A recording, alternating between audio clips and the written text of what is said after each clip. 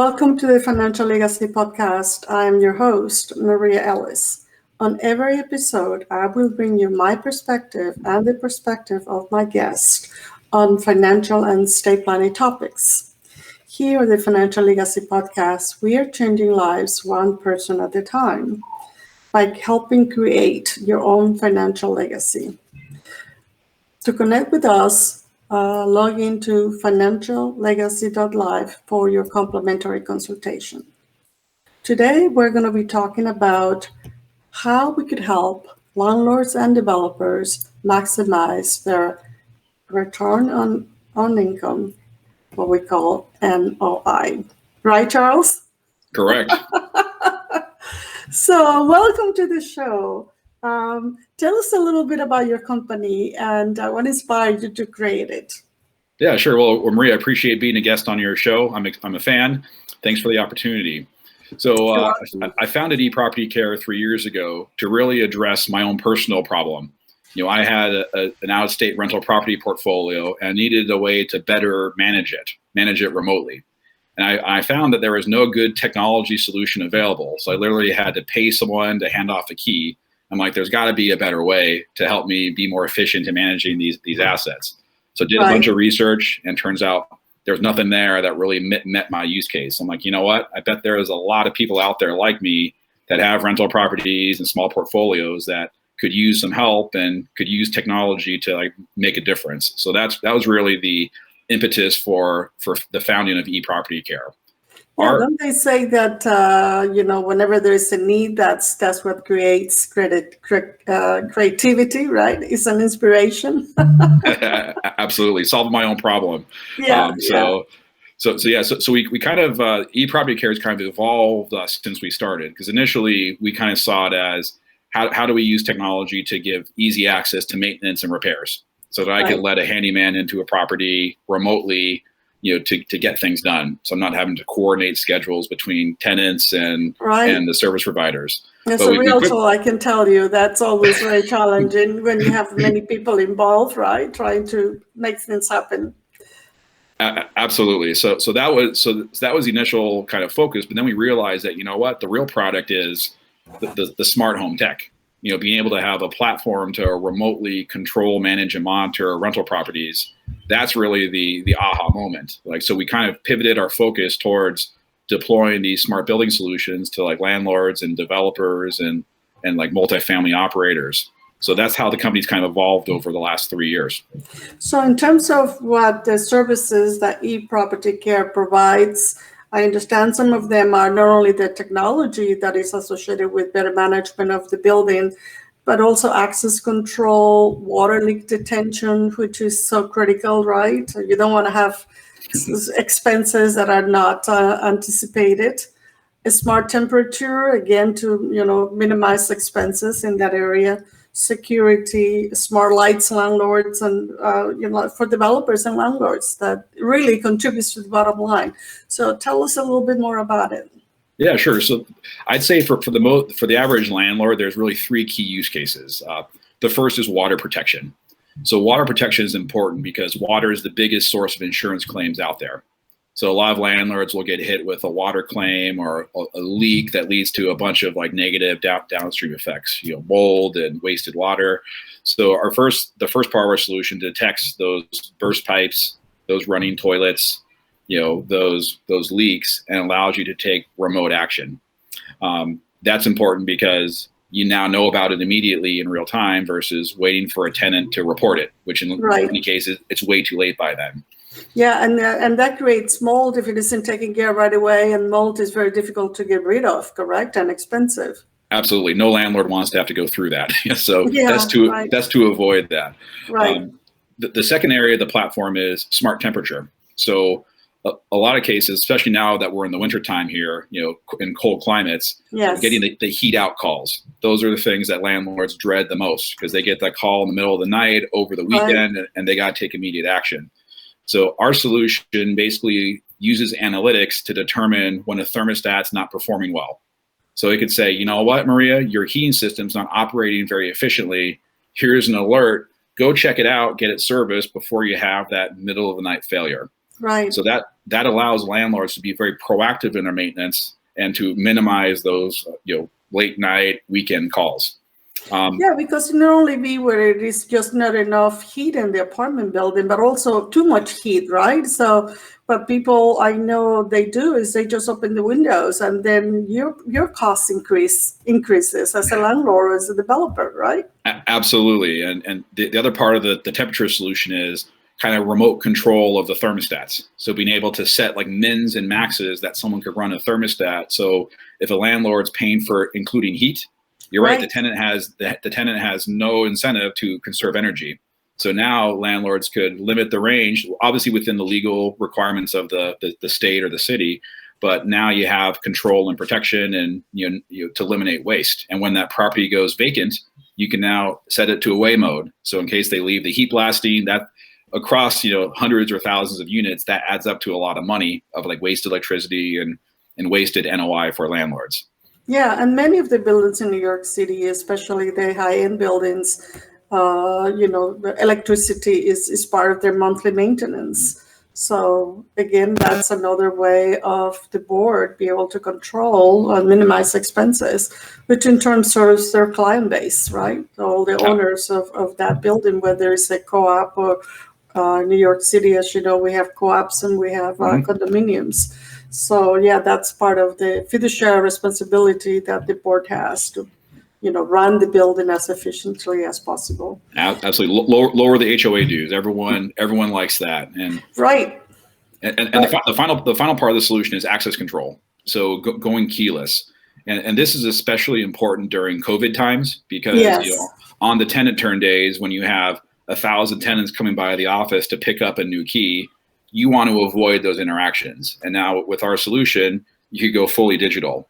So I could literally change the keys of all the codes of all my rental properties from my computer or my phone to eliminate that need for in-person exchange of keys. So that helps the tenant, helps the landlord, it's safer for all, and it basically eliminates the cost of having to rekey all your locks after every tenant turn. And it really also helps the agents. We as agents, real estate agents in the city, oftentimes when we're showing an apartment, we have to go and pick up keys at 10 different locations. And oh my God, that is it's a lot of work. Exactly. So being able to, so it's safer for you as well, right? So now you don't have to like literally hand off those keys and for like doing like showings.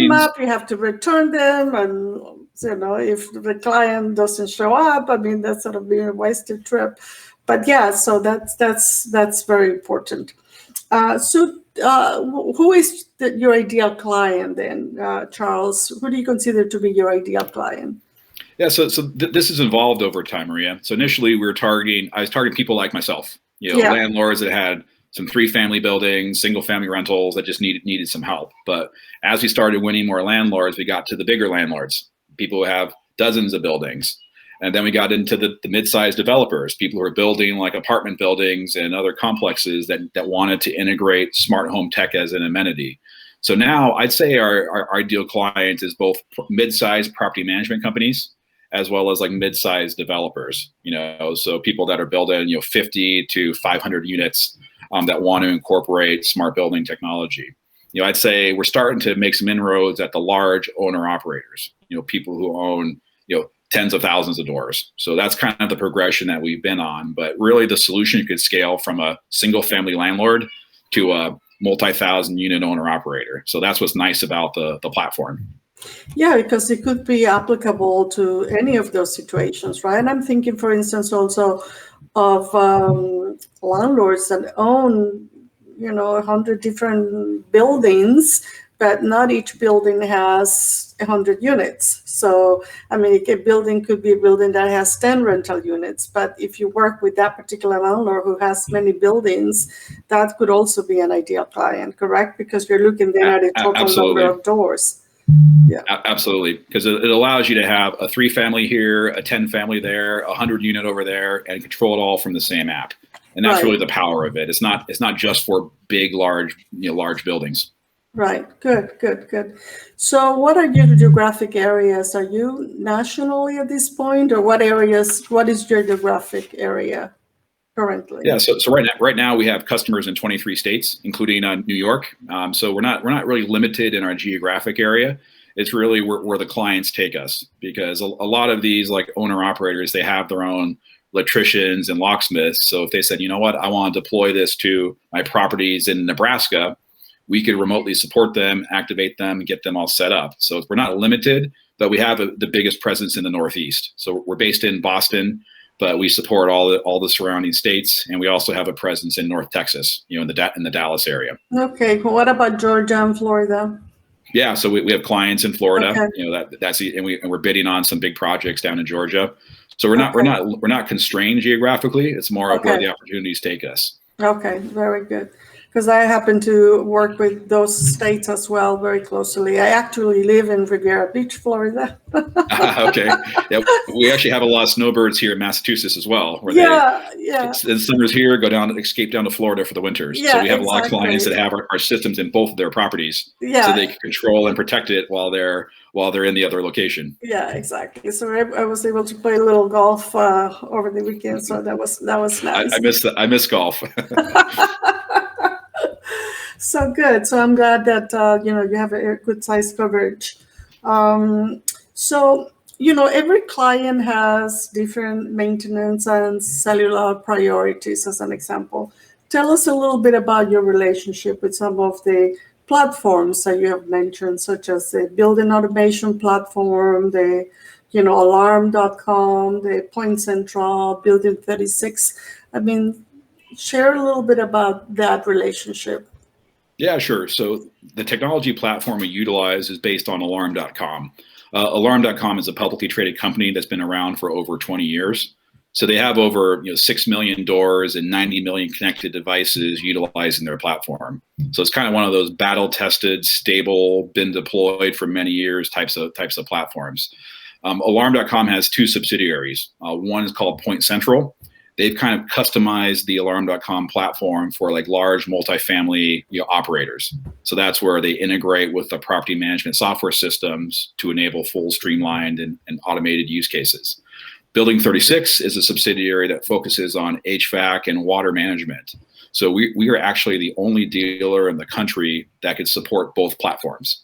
So we could dial in the exact solution for a building if they need the fullest integration or if they want to reduce cost. So we could give clients an option that's basically custom designed for their building. So it gives us a lot of like flexibility on a very battle-tested and proven platform. Just last week, there was an announcement about a smart home automation company called Wink, where their service went down for a week. So imagine not being able to get into your apartment for a week because the technology platform failed. And that's where the importance of like a managed platform is really important. Our platform operates over cellular, so it doesn't require local Wi-Fi at the building. And that's really a key differentiator, because Nor'easter knocks out power to New York City, to Boston. Right. Our platform still works because our hubs have battery backup and the cell towers have battery backup. So when you need it the most, you're now able to know what's going on in your property. Oh, there's a leak, there's an extreme temperature, I need to let someone in.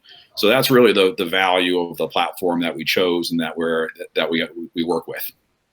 Yeah, so again, that helps people, landlords and developers, to save money and to maximize their overall net operating income.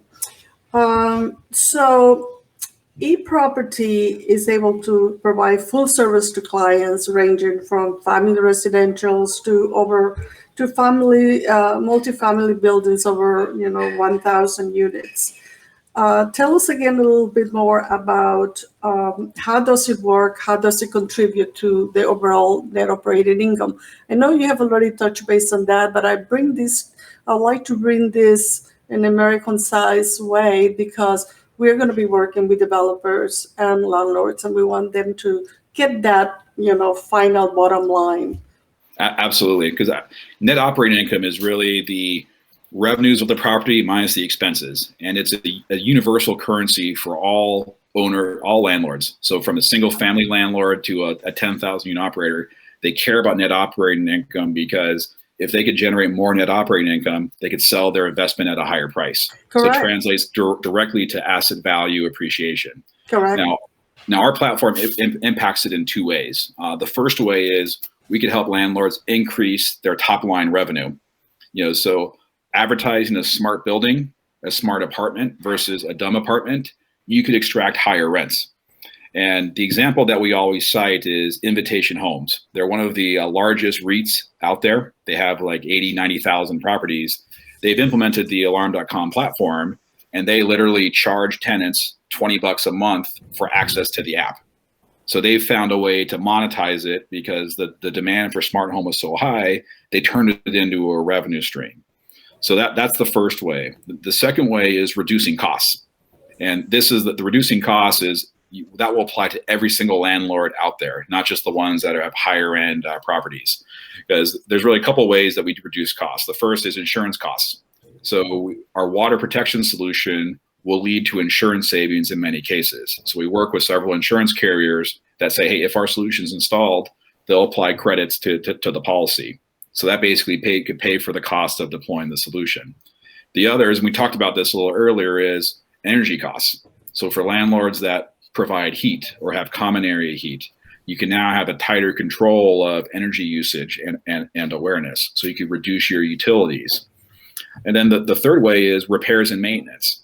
So being able to catch things in real time, such as a water leak, a failed boiler, a door left open in the basement, that could save a lot on your repairs and maintenance, because you're either eliminating repairs or you're catching them very quickly, so you're not dealing with all the fallout of a water leak on the 5th floor that damaged 4 different units.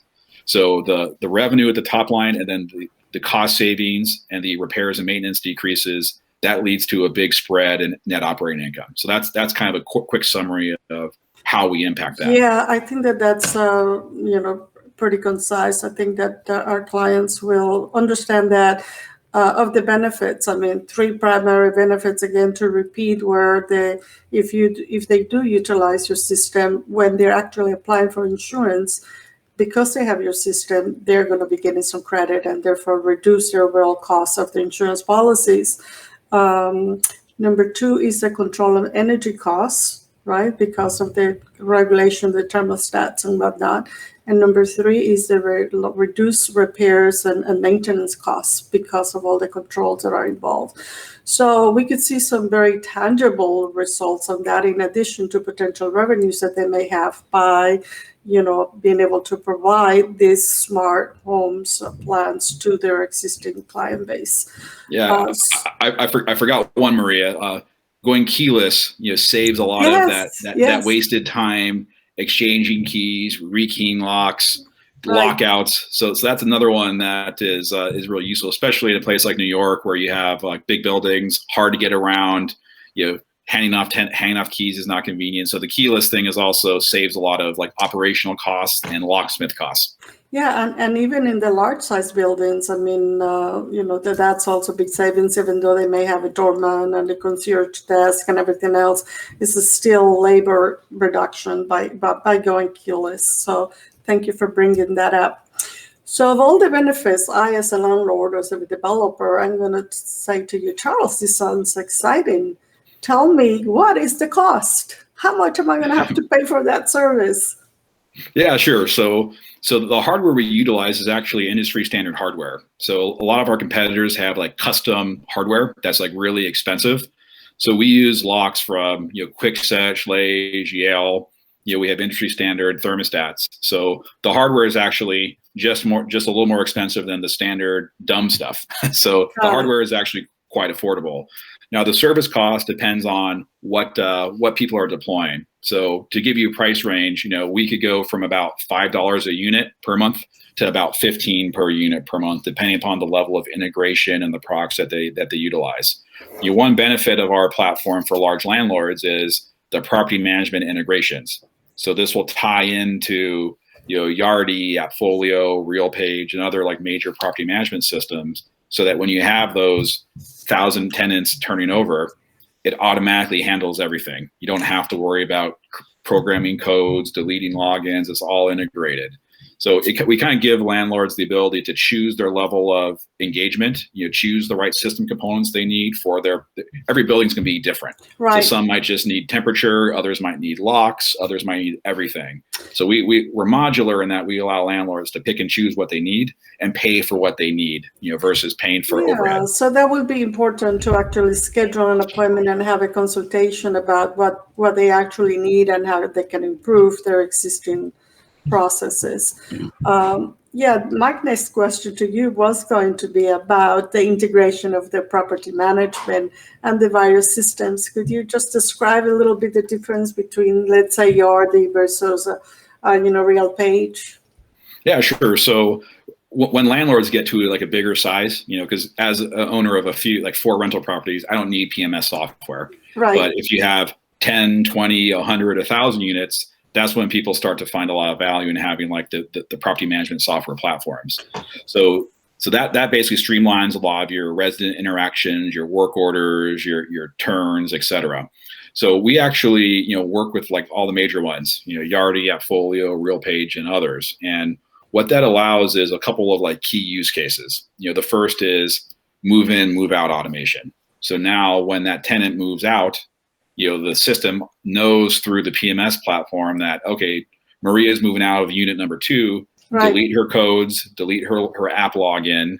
Charles is moving in, so send him the code, send him the app login so he could get into the property without having to stop by to pick up a key. So that's a really important one for turns, for safety and for just efficiency.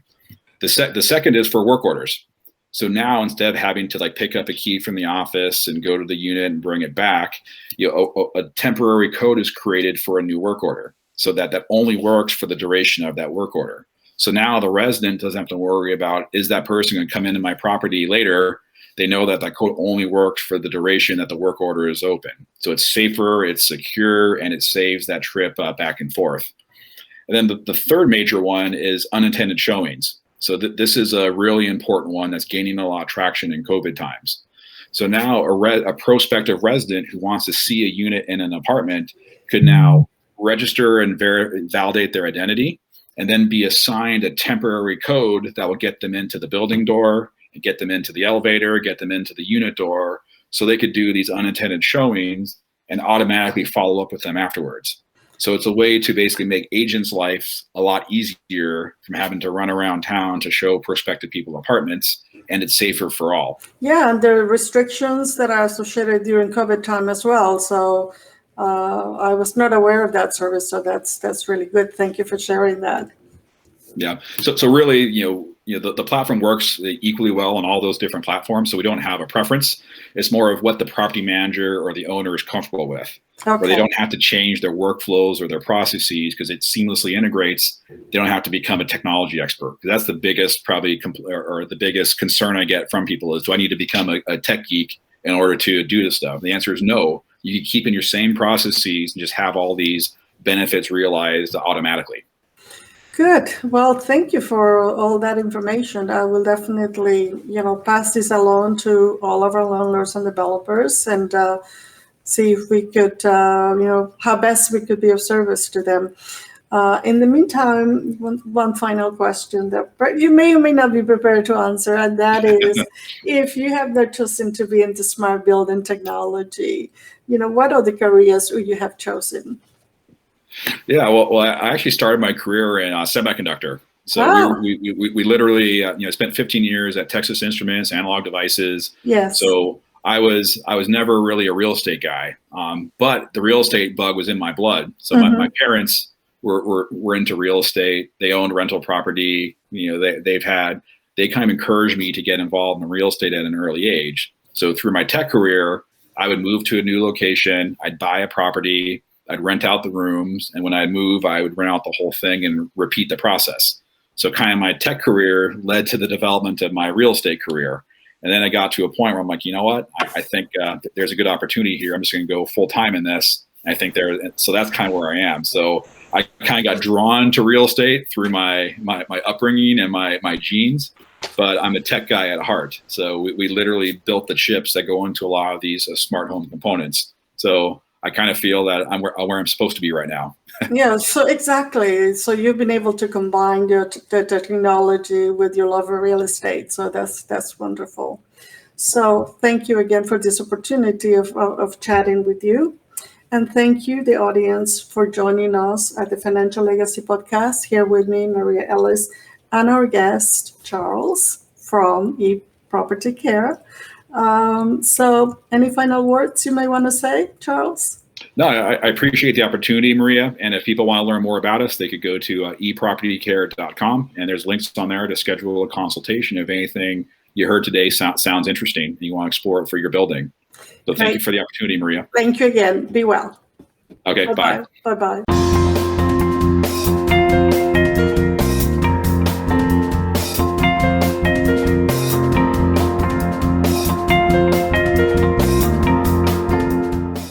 In providing answers, neither Maria Ellis nor the Financial Legacy Podcast and guest speakers are acting as certified financial planners, advisors, certified financial analysts, CPAs, economists, accountants, or lawyers.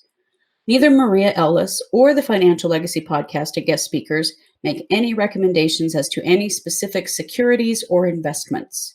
All content is for informational and general purposes only and does not constitute as financial or legal advice. You should consult your own tax, legal, and financial advisors regarding your particular situation. Neither Maria Ellis nor Financial Legacy Podcast and guest speakers accept any responsibility for any loss that may arise from accessing or reliance from any information in this podcast. And to the extent permitted by law, we exclude all liabilities for any loss or damages derived directly or indirectly arising from the use of the information.